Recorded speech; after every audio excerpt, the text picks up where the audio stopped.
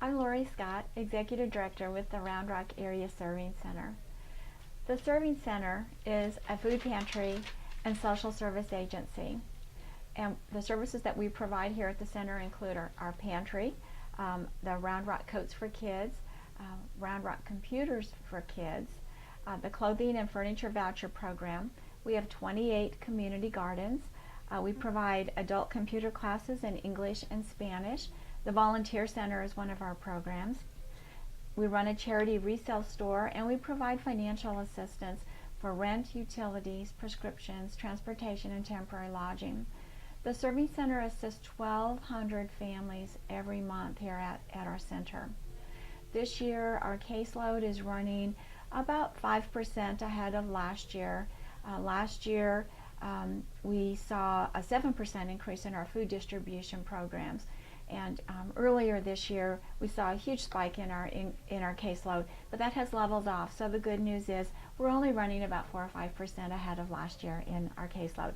But that still is 1,200 families every month coming through our center seeking food and financial assistance.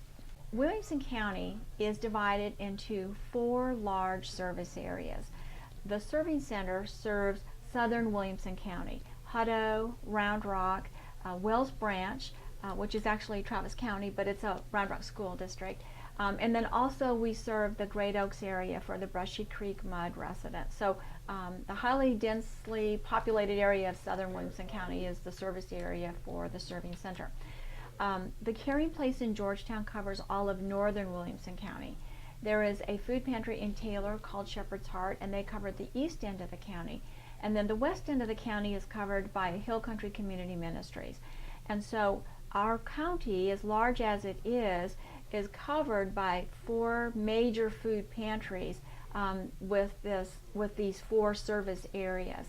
If somebody would come to us from Gerald, for example, we would give them food one time and then refer them to the pantry in Georgetown because that is the pantry closest to where they live. So we all work together, but we do have our defined service areas as well.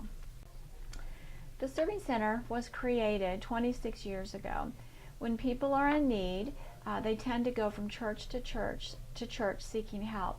And 26 years ago, the local churches created the Serving Center to be one central place for people to go to relieve some of that burden on the local churches and also avoid some of that duplication. The churches continue to support the Serving Center here in our community, but today the Serving Center has grown and is serving the entire community with a service that would otherwise be a major social burden on our city.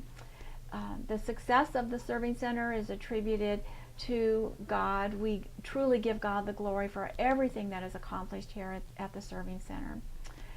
We also run our charity like a business and also believe that that has attributed to the success of the Serving Center as well, and the successful growth that we have experienced over the years, and that we have continued to meet the need as the need has grown also over the years.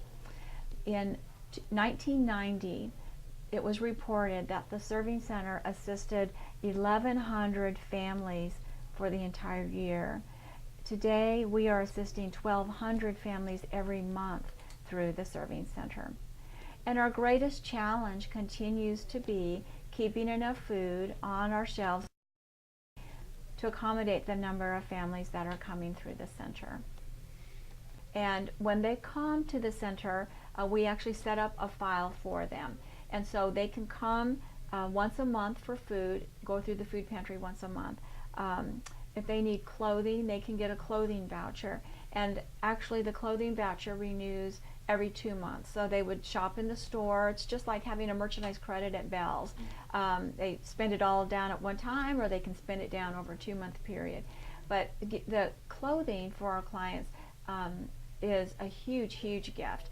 And of course it doesn't cost us anything because those clothing donations come to us as donations, donated merchandise, and we're just putting them into our stores and letting low-income families shop for them for free.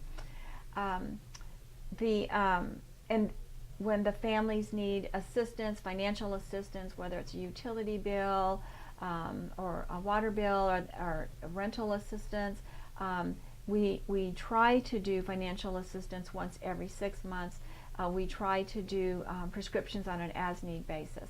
So we basically set up a file for a client, and then each time they come and they need help, then we can make record of the visit that they come. We have some families who will come. For example,